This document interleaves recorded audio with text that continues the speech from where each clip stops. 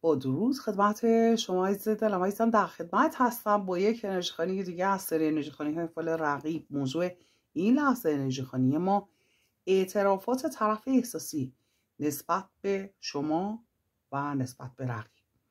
بله، از 2 تا دک تاروت و دکای احساسی میخوایم بپرسیم احساس این فرد رو نسبت به رقیب، اعترافاتی که چیزایی که میخواد به رقیب بگه، چیزایی که میخواد به شما بگه.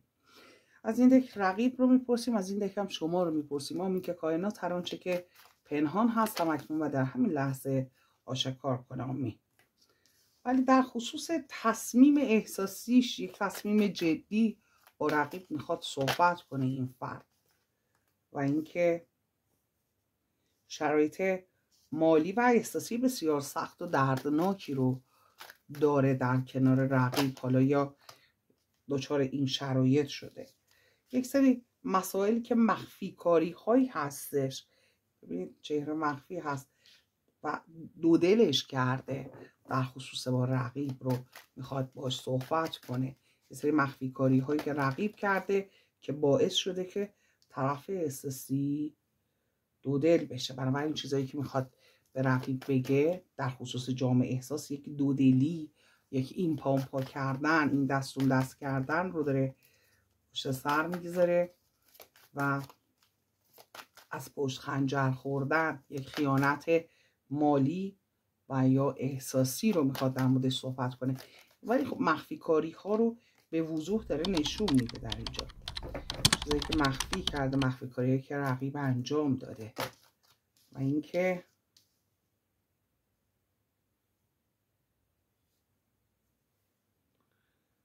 ولی پشت کردن طرف احساسی به مسائل مربوط به رقیب رو و در اینجا به 3 جام داره اشاره میکنه. 3 جام یک رقیب احساسی هست.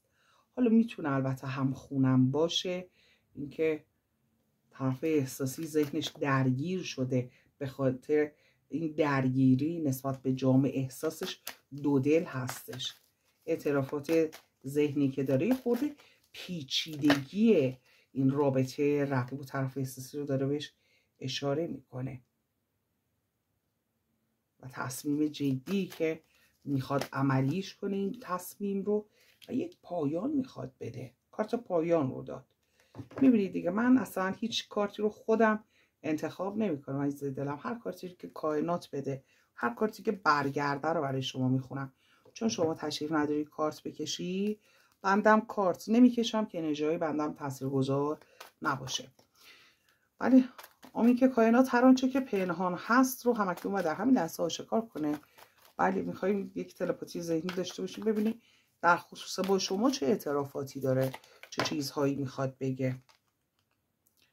ولی میخواد بگه میدونم خیلی عصبانی هستی از دست من، خشمگین هستی به خاطر تصمیمی که گرفتم، خیلی عصبانی هستی، ولی من جام احساسم رو برای تو دارم میارم و یک تصمیم احساسی گرفتم، یک تصمیم احساسی جدی گرفتم، جام احساسم و این تصمیمی که گرفتم جام احساسم رو برای تو بیارم. البته خانم آقا فرق نمیکنه، انرژی خوانی تصمیمم رو در خصوص تمام مسائل زندگیم گرفتم. ستاره اقبال من و تو یکی هستش. حالا هر چقدر عصبانی بشی، هر چقدر از دست هم ناراحت بشیم، ولی خب یه جایی دوباره ما در کنار هم قرار میگیریم، چون ما ستاره اقبالمون یکی هستش. حالا مثل این که کسی بهش گفته، میخوام بگم کی بهش گفته ستاره اقبالتون یکی هست رو از کجا این حرف پیدا کرده داره میزنه. آمین که کائنات هر آنچه که پنهان هست رو همکنون و در همین لحظه آشکار کنه. از یه دک کامل تاروت، دک ملائک میخوایم بپرسیم چرا فکر میکنه ستاره اقبالش با شما یکی هست، کی بهش گفته، از کجا میدونه. بله، یک خانوم بهش این حرف رو زده، بله سوال کرده، پرسیده. بنابراین پرسیده، حالا احتمال داره مثلا به طور مثال میگم خانم نگفته باشه، آقا گفته باشه بهش این مسئله رو، ولی یک نفر بهش گفته، یک نفر بهش گفته که شما ستاره اقبالتون یکی هستش و بله در خصوص مسائل احساسی با این فرد صحبت کرده. این فرد کیه؟ بله گفته به سمت احساست برو، اون ستارهش با تو یکی هست. گفته خیلی واضح کائنات داره صحبت میکنه. حتی میگه موانع رو حالا خودش رو حبس کرده بوده یا یه موانعی وجود داشته، مثل اینکه زندان بوده ولی خب رها شدن از اون تفکراتش حتی میتونه باشه، تفکرات در هم بر همش، مشکلاتی که وجود داشته. بله میگه مشکلات رو بذار حرکت کن، مشکلاتی که قبلا داشتی رو بذار حرکت کن. و یک ببینید اسب بالدار رو داره نشون میده، اسب شانس هستش. از یک طرف دیگه این کارت خورشید رو داره نشون میده، گرما، صمیمیت رو، و از طرف دیگه رفتار رو. توی رفتارش احتمال داره این فرد بخواد تجدید نظر کنه اگر رفتارش نسبت به شما خوب نبوده. ولی شرایط احساسی و مالیش در کنار شما خیلی بهتر خواهد بود، چیزی که اینجا داره کائنات بهش اشاره میکنه. بله و از این شرایط رهایی پیدا خواهد کرد. احساس میکنه که الان تو شرایطی که هستش بی‌توجهی میشه در حقش و بی‌انصافی میشه و رقیب میخواد دست و پاش رو ببنده. بنابراین سوالی که کرده جوابش رو خیلی واضح کائنات داره به ما میده که بهش گفته برو با یک پیشنهاد کوچیک، با یه بهانه کوچیک به سمت شما در حال حرکت هست، منتظر هست. بله منتظر هست، تصمیمش رو گرفته و میدونه که دوباره میتونه دل شما رو به دست بیاره، یا حداقل اگر شما نخواهی که باهاش کنار بیای، ایشون فکر میکنه که میتونه خیلی راحت دل شما رو به دست بیاره. انگار که رگ خواب شما رو میدونه چه جوری باید با شما رفتار کنه، چی باید به شما بگه تا دل شما رو خیلی راحت به دست بیاره. بله و حالا اون ماسک رو میگه، اون ماسکی که روی اون علاقه، روی اون جام احساسش گذاشته رو باید برداره. و بله باز هم به خورشید داره اینجا اشاره میکنه، روشن شدن یه سری مسائل، ماسک کنار میره، روشن شدن یکی از یه سری مسائل توی رفتارش میخواد تغییراتی به وجود بیاره. تصمیمش رو به صورت جدی گرفته، به صورت جدی این تصمیم رو گرفته و یک شروع میخواد داشته باشه. این کارت هم نشون دهنده یک شروع. حالا اگر مسائلی در خصوص فرزند داشتن، فرزنددار شدن هم باشه، روی این کارت تصمیم میتونه این موضوع هم باشه. در این کارت تصمیم به این معنا هم میتونه این معنا رو داشته باشه که خیلی گوی بسیار زیبایی هم بالاش هست. انگار که سرنوشت ستاره با تمام این خشم و ناراحتی و اختلافات میگه اینها رو همه کنار بذار، این ماسک رو از روی چهرت بردار، حقیقت رو آشکار کن. و اینکه در اینجا حالا یه سری مسائل که برعکس به نظر میاد، حالا یا مشکلاتی که وجود داره، تلخی ها، دلشکستگی ها، یا خدای نکرده حالا از نظر بیماری جسمی و روحی حتی میخواد بهش اشاره کنه. میگه اگر مشکلاتی از هر نوعش هستش در کنار شما اون مشکلات برطرف خواهد شد. و کالسکه رو داده در اینجا، مسئله‌ای که حالا یک رابطه‌ای که 50-50 بوده، یه موقع خوب بوده، یه موقع سرد بوده، یه موقع گرم بوده، اون حالت میخواد از بین بره. چیزی که اینجا داره کائنات بهش اشاره میکنه. خسته شده از این شرایط فعلی، خسته شده و میخواد یک سر و سامونی به رابطش بده، میخواد سر و سامون به رابطش بده. و از طرف دیگه ببینید مسائل مالی رو داره بهش اشاره میکنه، مسائل مالی رو بهش اشاره میکنه. از این طرف داره به موفقیت، اون کارت حلقه هستش یا کارت موفقیت هستش، به اون کارت داره اشاره میکنه. به یک سری موفقیت ها میخواد در کنار شما کسب کنه، یه چیزایی رو فهمیده و اینکه بهش گفتن که در کنار شما میتونه موفق تر باشه، میتونه یک رابطه صمیمانه تر داشته باشه با شما. و در اینجا حالا اگر یک احساس میکنه نادیده گرفته شده، یه بی‌انصافی هایی در رابطه با رقیب داشته اونها اینجا جبران میشه. یا اگر نسبت به شما بی‌انصافی داشته میخواد اون زخم‌ها رو ترمیم کنه، یه چیزایی رو میخواد درست کنه و مسائل احساسی، مسائل مالی، حالا به هر شکل، هر مسئله‌ای که بینتون، هر مشکلی که وجود داشته، میخواد خیلی قاطعانه با مسئله برخورد کنه، میخواد با خودش به قول معروف میخواد برخورد کنه و اون رفتارش رو بذاره کنار. اعترافاتی که نسبت به شما داره اینه. میخوام در مورد رقیب دیگه چه اعترافاتی داره، چون کارتایی که از تاروت شما گرفتیم خب بیشتر بود.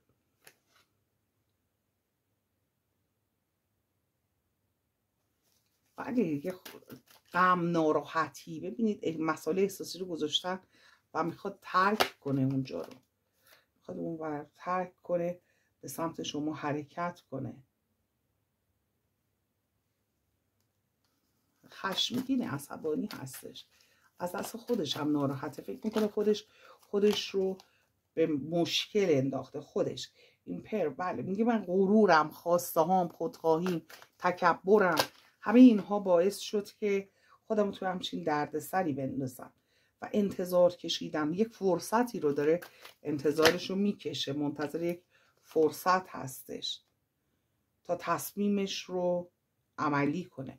ولی این تصمیمی که گرفته جدی، آره خیلی جدی هستش، چیزی که کائنات داره میگه و حرکت کردن رو داره بهش اشاره میکنه. میخوام از این دک بپرسم دقیقاً تصمیمش نسبت به بله حرکت کردن رو داد به سمت عشق. باز هم داره یه بانو رو نشون میده، همش نشون میده انگار یه خانومی بهش این حرف رو زده، یا حالا با یه خانومی رفته پیش کسی که صحبت کرده، یا اون که واقعا براش انرژی خوانی کرده، حالا یه کار سرکدهابی، حالا ستاره شناسی، استرولوژی، یه چیزی که صحبت کرده، یا با یه خانوم رفته، یا اونی که اصلا رفته پیشش یه خانومه. ببینید باز هم بله، باز هم همین چراغ و داد، باز هم داره به یه بانو اشاره میکنه در خصوص مسئله احساسی. و اینجا هم که عرض کردم خدمتتون داره میره، رودخونه رو داره نشون میده، سوار یه قایقی شده داره میره کجا، چون این شتابان به سمت عشق. ولی یک بانوی موجه، حتی میتونه مادرش باشه، حالا یا یک خانومی که این فرد رو خوب میشناسه، ولی در کل فردی بهش گفته، به سمت ستاره اقبالش، به سمت شما در حال حرکت هستش. از این دکه احساسی میخوام بپرسم. بله سطح انرژی خیلی بالا هستش و این کارتایی که میریزه به خاطر این هست، چون ما وقتی انرژی خوانی میکنیم خود بدن شل میشه. وقتی که انرژی خوانی میکنیم سطح انرژی بالا میره و هیچ گونه دفاعی نمیخوایم در خصوص انرژی کائنات که به سمت ما میاد. هیچ گونه به قول معروف هیچ گونه باهاش حالت تهاجمی نداریم، برای هم طبیعی هستش که دک میریزه. آمین که کائنات هر آنچه که پنهان هست رو آشکار کنه. یک کارت برای شما میخوام بکشم، یک کارت برای رقیب، یک کارت برای شما. احساس این فرد نسبت به رقیب چی هستش؟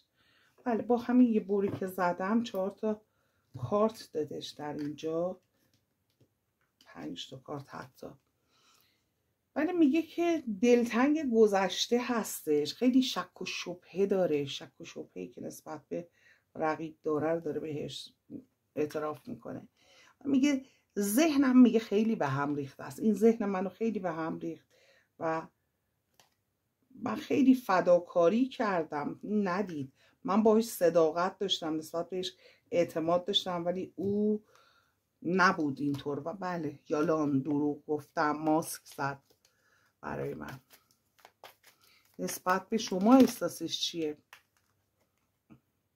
بله میگه پشیمون هستم به خاطر اینکه توی خلأ، توی تنهایی گذاشتم و کاری کردم که تو احساس تنهایی بکنی. به خاطر اون دلشکستگی ها پشیمونم و اینکه میخوام به این خلا و تنهایی تو یک پایانی بدم و این سکوت من به علامت این نیستش که من به تو علاقه ندارم، چون اشتباهاتی که کردم حرفی آنچنان برای گفتن ندارم. ولی یه کارت دیگه هم باید بده کائنات که تا برابر بشه، ولی میخواد تغییرات ایجاد کنه، میخواد نسبت به این ببخشید سکوت، خلأ، سکوت، اینها رو میخواد پایان بده، میخواد یک تغییراتی به وجود بیاره. میخوام از دیده که کامل بپرسم این تغییرات چی هستن، چی کار میخواد بکنه. از این ده که احساسی بپرسم این تغییرات چیه. آمین که کائنات هر آنچه که پنهان هست همکنون و در همین لحظه آشکار کنه. این تغییراتی که میخواد در خصوص با رابطه شما بده چیه؟ بله میگه این دیوار رو میخوام بردارم از میون. این حالا اگر جدا هست از شما، بله موانع رو میگه میخوام بردارم. اگر جدا، اگر سرده، اگر بینتون اختلاف هستش، میگه اون ابهامات، اون سیاهی ها، نقطه های سیاه و مبهم رو میخوام از بین ببرم. و که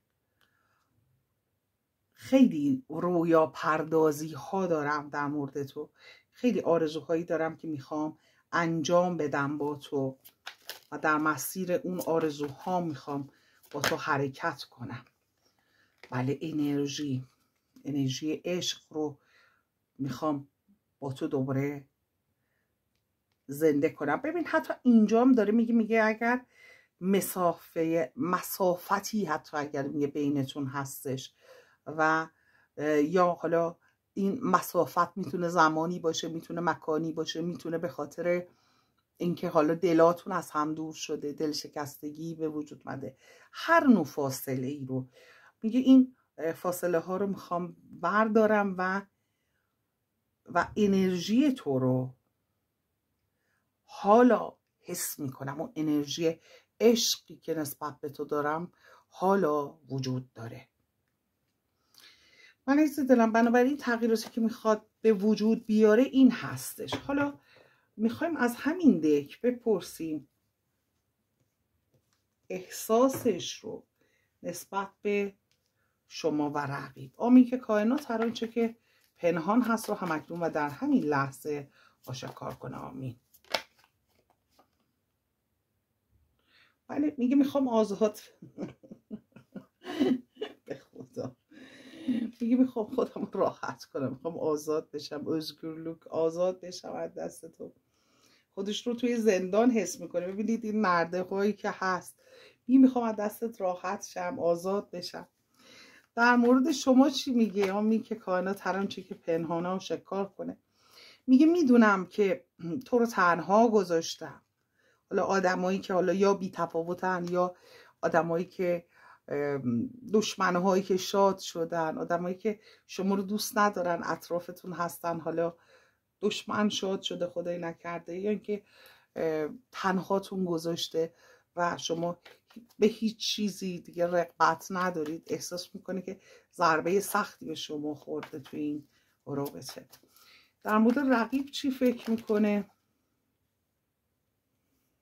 اعترافش نسبت به رقیب رو ببینیم. میگه خیلی سوالهای زیادی توی ذهنم نقش بسته. میگه این رابطه‌ای که حالا داشتم، به قول معروف ارتباطی که بوده، میگه که هیچ وقت کامل نبوده و دلیل اون رو نفهمیدم. چرا هر کاری کردم بشه نشد که بشه. کائنات نخواسته دیگه. و در اینجا میگه که میگه در حکایت عشق ما، حکایت به معنای همون قصه عشق ما، میگه که سورپرایز های بسیار زیادی وجود داره.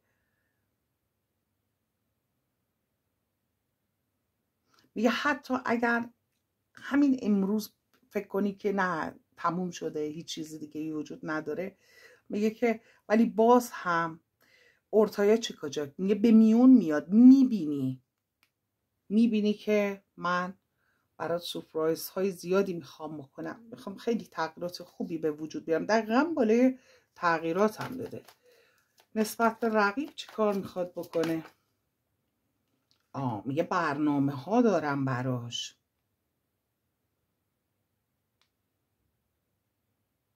بله. و اینکه و میگه که خیلی هم میخوام این کارا رو سریع انجام بدم. و میگه که رقیب میدونه که من سچنک به معنای گزینه دیگری دارم. اون خودش میدونه که من گزینه دیگری دارم و یه برنامه هایی توی سرم هست. یه رقیب خودش میدونه که من میخوام یه فکرهای دیگری دارم و میخوام یه کارایی بکنم. بله. در مورد شما میگه دخالت الهی، کائنات، الهی مداخله، دخالت الهی، کائنات.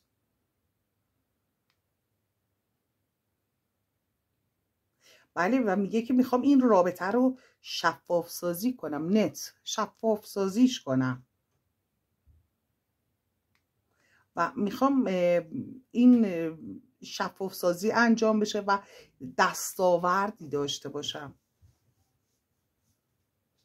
و این شدنی هست که حالا این سورپرایز ها و این رابطه شکل قشنگتری بگیره. میگه این مسئله شدنی هست، میخوام انجام بدم. و در مورد رقیب میگه که تغییراتی در ذهن من به وجود اومده. یعنی با کشاچیز میگه که دیدگاه هم نسبت به او تغییر کرد. چیز دیگه ای در موردش فکر میکردم ولی چیزهای دیگه ای رو فهمیدم. نگاه هم عوض شد. و اویانش به معنای هماهنگی، کنار اومدن. میگه من با تو خیلی خوب و راحت کنار می اومدم. حالا اینکه دور از جون شما که میشنوین دردش چی بوده نمیدونم واقعا. بله. میگه که من با تو خیلی راحت کنار می اومدم. حکایت عشق ما واقعی بود. یه حکایت ما شروع ما خیلی خوب بود. نمیدونم چرا یه دفعه‌ای بین ما فاصله انداختن. ولی برای رقیبا بگیریم ببینیم این توضیحش در مورد این چی. میگه یه چیزهایی حس کردم، یه چیزهایی دیدم از تو و از اون چیزهایی که دیده خوشش نیامده. انگار که رقیب یک حالا نمیدونم چرا همش هم به رقیب مظنون شک و شبهه داره. میگه که من فکر میکنم تو با فرد دیگری آشنا شدی و با من لج و لجبازی میکنی. ادامهش رو ببینیم چرا. بله. میگه که من بهت دارم دقت میکنم، دارم نگاهت میکنم و تو انگار که برای یک فرد دیگه داری جلوه میکنی و من متوجه رفتار تو هستم، میشناسم نگاهاتو و انگار که برای فرد دیگری. ببینید در توضیحاتی که حالا اینجا پشت سر هم خواستم ازش، اینجا انگار که رابطه‌ای بین رقیب و فردی رو دیده. میگه از اون به بعد تو با من در جنگ هستی، با من عوض شده رفتارت و توجه تو به سمت فرد دیگری هستش و رابطه رو تلخ کردی. من متوجه هستم که داری چی کار میکنی، حواسم هست. برای شما همون باز به یک سورپرایز اشاره داره میکنه. میگه از این که تو رو ندید گرفتم. ببینید اینجا چشماش بسته بوده. میگه از این که تو رو یه مدت ندید گرفتم خیلی ناراحتم و به سمت تو دارم حرکت میکنم. ولی از این یکی دک بپرسیم. آمین که کائنات هر آنچه که پنهان هست رو همکنون و در همین لحظه آشکار کنه. آمین. بله. باز هم همین درخت زندگی که بهش اشاره کرد. ببینیم در ادامه چی میخواد بگه؟ بله میگه که مخفی کاری کردی، نفر سوم رو به میون آوردی. حالا ببینید این نفر سوم میتونه اصلا ما میگیم فرزند رقیب باشه، یا همسر سابقش باشه، یا خواهرش باشه، مادرش باشه، دوستش باشه، یه کسی که باهاش مراوده مالی داشته باشه. هیچ فرقی نمیکنه. از نگاه طرف احساسی یک بی‌توجهی به طرف احساسی بوده و توجه به فرد دیگری بوده و انرژی که بیشترم نشون میده این فرد یک جنس مخالف هستش، چیزی که طرف احساسی در مورد رقیب فکر میکنه. در مورد شما چه کارتای زیادی هم برگردوند. به توافق رسیدن رو میخواد، به تفاهم رسیدن، توافق میگه میخوام برسم، میگه از این کارمایی که توش گیر کردم میخوام راحت بشم. من دچار کارما شدم و وقتی تو رو اذیت کردم، ایلمک میخوام شاد باشم دیگه و از این هجران، از این دوری میخوام نجات پیدا کنم. و اینجا ببینید انگشتر رو داره بهش اشاره میکنه. قراردادی در خصوص ازدواجی امضایی انداختن. حالا ازدواج کردن، اگر ازدواج کرده به تعهداتش عمل کنه و خبر دادن، خبر فرستادن، پیام دادن، پیام فرستادن رو داره بهش اشاره میکنه. حالا ببینیم برای رقیب حالا کمتر کارت داده چی میخواد بگه. ولی میگه که به رفتن، بازم قایق رو داره نشون میده، رفتن، حرکت کردن و رفتن داره فکر میکنه. کارتای بیشترم که اینجا داد، بله کارتایی که داده، ولی میگه ستاره اقبال من جای دیگری هستش.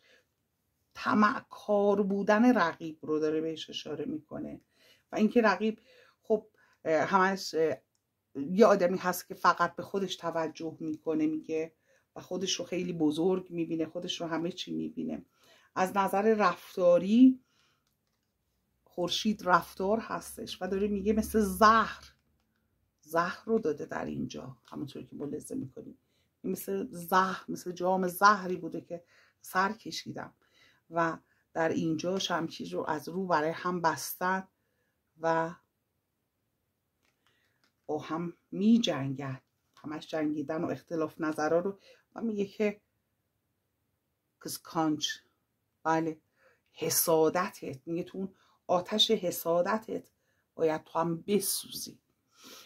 من از دلم اینو از انرژی خانی این لحظه میخوام از این دکم بپرسیم ببینیم چی میخواد بگه. آمین که کائنات هر آنچه که پنهان هست رو آشکار کنه. بله از این دک پرسیدیم. بله میگه که عشق و زیبایی ها، خبرهای خوبی برای شما در راه هستش عزیز دلم و اینکه برای کسی که دوست داری، از سمت کسی که دوست داری برات یک پیشنهاد در راه هستش و میگه یک نفر که بدخواه بوده از وسط بین شما میره عزیز دلم. خب از این دک برای رقیب اصلا کلا نمیگیرم هیچ وقت. این دک برای شماست. دوستت دارم عزیز دلم. چشم تا این لحظه لایک نکردی، سابسکرایب نکردی، لطفا لایک کن، سابسکرایب کن، از چنل خودت حمایت کن عزیز دلم. چرا این دک برای رقیب نمیگیرم؟ خب به خاطر اینکه این دک یک انرژی خاصی داره که میخوام به سمت شما بیاد، نمیخوام به سمت رقیب بره. دوستت دارم عزیز دلم. به خاطر کامنت های بسیار بسیار زیباتون بسیار سپاسگزار هستم. اگر چند از گزینه تانکس استفاده میکنم بسیار سپاسگزارم. مبلغش اصلا مهم نیست، همین که این گزینه رو فعال میکنید بسیار با ارزش هستش و یک امتیاز هست از نگاه الگوریتم. دوستتون دارم. در نور باشید. شب و روز بر شما عزیز دلم بخیر و خوشی باشه.